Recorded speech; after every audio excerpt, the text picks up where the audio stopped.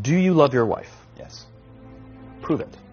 Like, what's the metric? Give me the number that helps me know, right? Because when you met her, you didn't love her. Now you love her, right? Tell me the day the love happened. It's an impossible question. But it's not that it doesn't exist. It's that it's much easier to prove over time, right? Well, leadership is the same thing. It's about transitions. So if you were to go to the gym, it's like exercise, right? If you go to the gym and you work out and you come back and you look in the mirror, you will see nothing. And if you go to the gym the next day and you come back and you look in the mirror, you will see nothing, right? So clearly there's no results, can't be measured, it must not be effective. So we quit, right? Or if you fundamentally believe that this is the right course of action and you stick with it, like in a relationship, I bought her flowers and I wished her happy birthday, and she doesn't love me. Clearly I'll give up. That's not what happens. If you believe there's something there, you commit yourself to an act of service. You commit yourself to the regime, the exercise. You can screw it up. You can eat chocolate cake one day, and you can skip a day or two. You know, it allows for that. But if you stick with it consistently, I'm not exactly sure what day, but I know you'll start getting into shape. I know it. And the same with the relationship. It's not about the events. It's not about intensity. It's about consistency, right? You go to the dentist twice a year, your teeth will fall out. You have to brush your teeth every day for 2 minutes. What does brushing your teeth twice a day for 2 minutes do? Nothing. Unless you do it every day, twice a day for 2 minutes. Right? It's the consistency. Going to the gym for 9 hours does not get you into shape. Working out every day for 20 minutes gets you into shape. So the problem is we treat leadership with intensity. We have a 2-day offsite, we invite a bunch of speakers, we give everybody a certificate. You're a leader, right? Those things are like going to the dentist. They're very important. They're good for reminding us or getting us back on track, learning new lessons. But it's the daily practice of all the monotonous, little, boring things like brushing your teeth that matter the most. She didn't fall in love with you because you remembered her birthday and bought her flowers on Valentine's Day. She fell in love with you because when you woke up in the morning, you said good morning to her before you checked your phone. She fell in love with you because when you went to the fridge to get yourself a drink, you got her one without even asking. She fell in love with you because when you had an amazing day at work and she came home and she had a terrible day at work, you didn't say, yeah, but let me tell you about my day. You sat and listened to her awful day and you didn't say a thing about your amazing day. This is why she fell in love with you. I can't tell you exactly what day, and it was no particular thing you did. It was the accumulation of all of those little things that she woke up one day and as if she pressed a button, she goes, I love him. Right? Leadership is exactly the same. There's no event. There's no thing I can tell you you have to do that your people will trust you. It just doesn't work that way. It's an accumulation of lots and lots of little things that anyone by themselves is innocuous and useless. Literally, pointless by themselves. People will look at little things that are good leadership practices and say, that won't work. And you're absolutely right. But if you do it consistently, and you do it in combination with lots of other little things, like saying good morning to someone, that looking in the eye. My friend George, who's a 3-star general in the Marine Corps, he says his test for leadership, and I love this, he goes, his test for a good leader is if you ask somebody how their day is going, you actually care about the answer. The number of times we're walking to a meeting, we're rushing, we go, how are you? Not good, I got to get to you later, I'm late for a meeting. If you ask the question, you were standing there and you were listening to the answer. It's those little innocuous things that you do over and over and over and over that people will say, I love my job. Not I like my job. I like my job means, yeah, the challenge is great, they pay me well, I like the people. I love my job means I don't want to work anywhere else. I don't care how much somebody else is willing to pay me. I'm devoted to the people here, and I care desperately about the people here as if they were my family. In business, we have colleagues and coworkers. In the military, they have brothers and sisters. That's how they think of each other. If you really have a strong corporate culture, the people will think of each other like brothers and sisters. I mean, it's like a family, right? No. Brothers and sisters. Deep love. Fight, but the love doesn't go away. Bicker, the love doesn't go away. And I'll fight with my sister, but if you threaten my sister, you're going to have to deal with me. Right? We'll fight internally. We'll bicker with each other. But nobody's going to hurt each other. And if anything from the outside shows up, you're looking at a unified front. Brothers and sisters. Now, how do you create brothers and sisters out of strangers?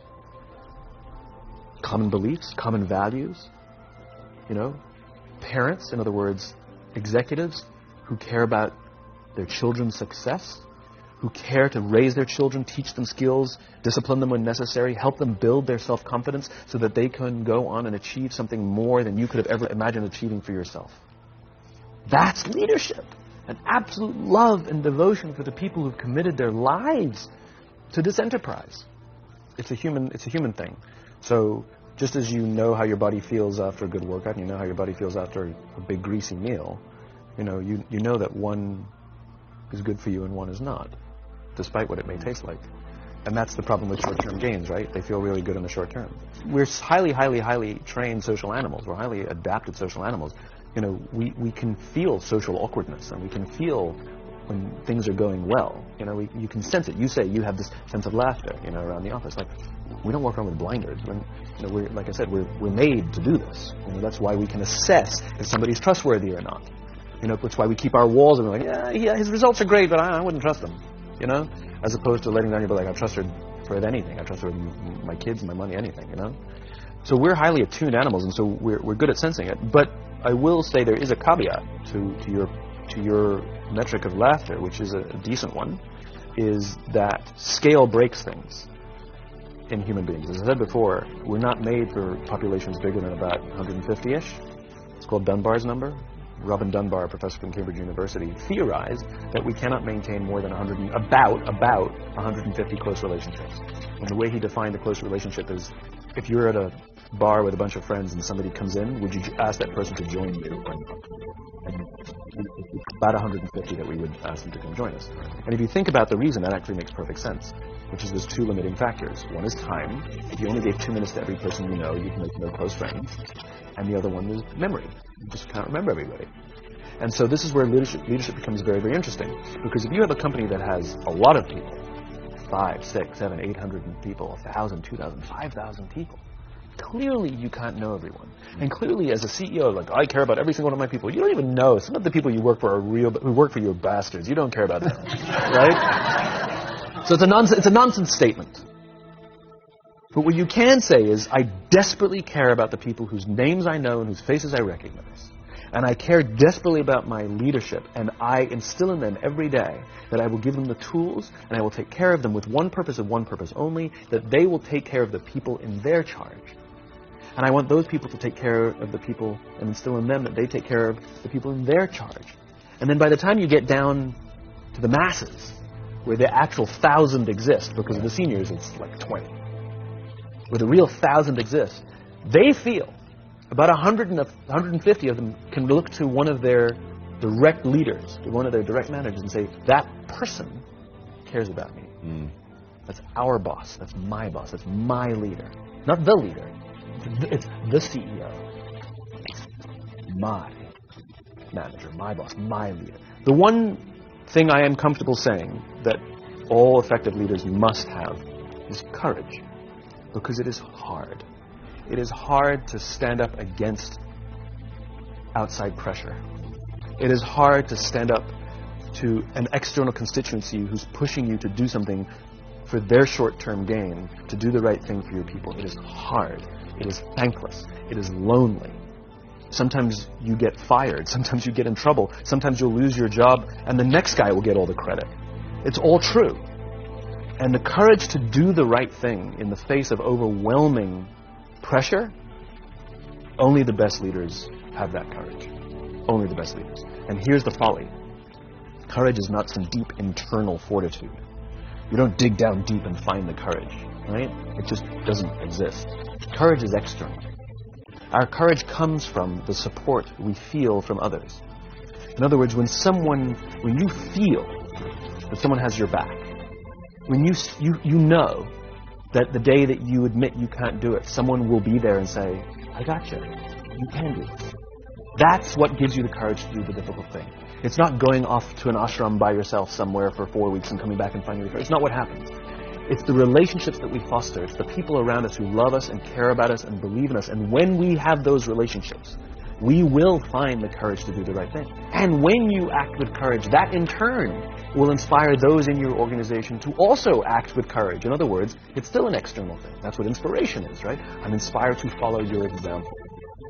But those relationships that we foster over the course of a lifetime will not only make us into the leaders we need to be and hope we can be, but they'll often save your life.